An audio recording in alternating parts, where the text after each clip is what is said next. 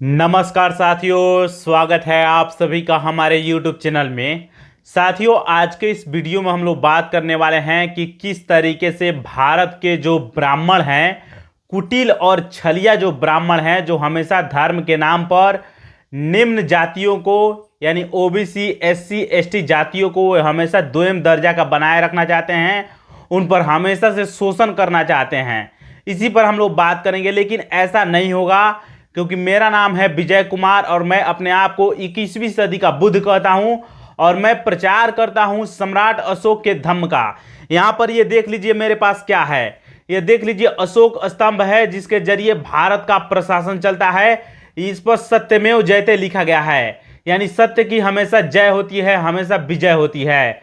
यह जो लिया गया है आप ध्यान में रखिएगा। आपको अथर्ववेद यानी ऋग्वेद, सामवेद, यजुर्वेद और अथर्ववेद, तो अथर्ववेद का एक उपनिषद है जिसका नाम है मुंडक उपनिषद। उसी उपनिषद से लिया गया है सत्यमेव जयते।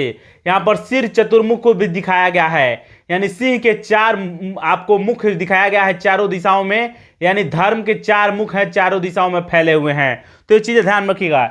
इसके अलावा मेरे पास क्या क्या चीजें हैं तो देख लीजिए। भारतीय संविधान का प्रस्तावना है, तो इस पर हम लोग बात करेंगे। इसके अलावा है सम्राट अशोक के जो धम्म है, अशोक चक्र जिसको बोला जाता है, तिरंगा झंडा में भी देखने को मिलता है। 24 तीलियां देखने को मिलती है। वे 24 तीलियों का मतलब क्या होता है इसमें बताया गया है, ध्यान में रखिएगा। मानव जीवन के 24 नियम बताए गए हैं, वे 24 तीली 24 नियम बताते हैं। तो ये चीज ध्यान रखिएगा। इसके अलावा सम्राट अशोक जो हैं, उसके जो धम्म है उनके 8 अंग बताए गए हैं। यहां पर आप लोग देख सकते हैं, मैं बाकायदा बताया हुआ हूं।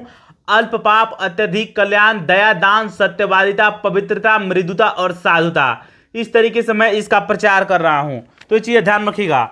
आइए बात करते हैं भारतीय संविधान पर। भारतीय संविधान क्या क्या चीजों को हमको देता है स्वतंत्रता, तो विचार की स्वतंत्रता देता है। इसके अलावा अभिव्यक्ति की स्वतंत्रता देता है, एक्सप्रेशन का, विश्वास की स्वतंत्रता देता है, धर्म को मानने की स्वतंत्रता देता है, उपासना करने की स्वतंत्रता देता है, यानी किसी भी देवी देवता को आप उपासक बन सकते हैं, उसके आराध्य बन सकते हैं, आराधना कर सकते हैं।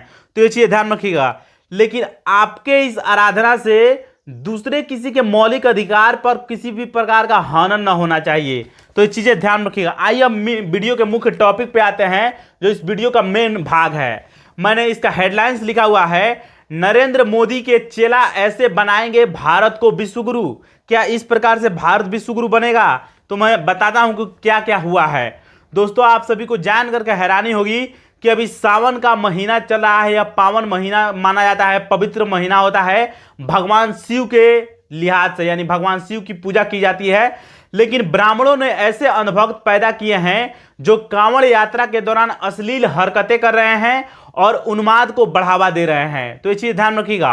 अंततः देखने को यह भी मिल रहा है कि वे उन्मादी गाय के गौमूत्र और गोबर भी खा जा रहे हैं। गौमूत्र तो पी ही रहे हैं, साथ ही साथ गोबर भी खा जा रहे हैं रोटी में लपेट करके। आज तक का न्यूज है, आप लोग जाकर के सर्च करके देख सकते हैं। तो ये काफी बड़ी है। तो आगे चीजों मैंने लिखा हूं, तो इसके बारे में जान लीजिए। खैर, अगर मैं हिम्मत जुटाकर कुछ बोल दूं कि ब्रह्मा, विष्णु और महेश नहीं है इस दुनिया में, क्योंकि डॉक्टर बी आर अंबेडकर ने अपनी 22 प्रतिज्ञाओं में इन सही बातों को कहा है। उन्होंने कहा है कि ब्रह्मा, विष्णु, महेश नाम की कोई व्यक्ति यहां पर नहीं है। सृष्टि की रचना किसी ने भी नहीं की है, विज्ञान दूसरा ही मानता है। तो धर्म को धंधा बनाने वाले ब्राह्मण को बुरा लग जाएगा, ब्राह्मणों को ही बुरा लगेगा। दूसरे धर्म के मानने वाले लोगों को या एससी एसटी ओबीसी कास्ट को बुरा नहीं लगेगा। तो ये चीजें ध्यान रखिएगा, क्योंकि इसी से उनकी धंधा चलती है। आइए अब दूसरी तरफ क्या चीजें चल रही इसके बारे में जान लीजिए। दूसरी तरफ हम यह देखने को मिलता है कि भारत से ही बुद्ध का ज्ञान लेकर गए चाइना रोबोट कंपटीशन करवा रहा है। वहां पर रोबोट के आधार पर कंपटीशनें हो रही हैं, प्रतियोगिता हो रहा है। तो ये चीजें ध्यान रखिएगा। चीन की राजधानी जो है बीजिंग है, वहां पर वर्ल्ड ह्यूमैनॉइड रोबोट गेम्स हो रहे हैं।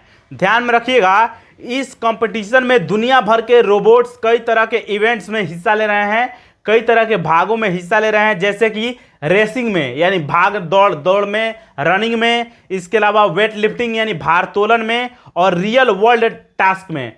तो तमाम तरह के भागों में ये हिस्सा ले रहे हैं। आप सभी लोग किस तरीके से सोचते हैं, इस सारी परिघटनाओं को गौर करते हैं, नज़र से देखते हैं? ध्यान में रखिएगा फ्रेंड्स, मैं अपने आप को 21वीं सदी का बुद्ध कहता हूँ, साथ साथ कल्कि भी कहता हूँ। आपको हिंदू धर्म में 9 अवतार हो चुके हैं बुद्ध तक, उसके बाद कलयुग चल रहा है तो कल्कि भी कहता हूँ। मेरे सोचने मात्र से आप लोगों को अगर सही मार्ग पे नहीं चलिएगा, जितने भी कुकर्मी ब्राह्मण हैं अगर वे नहीं सुधरते हैं तो उन पर हिंसा होगी। तो ये चीज़ें ध्यान रखिएगा।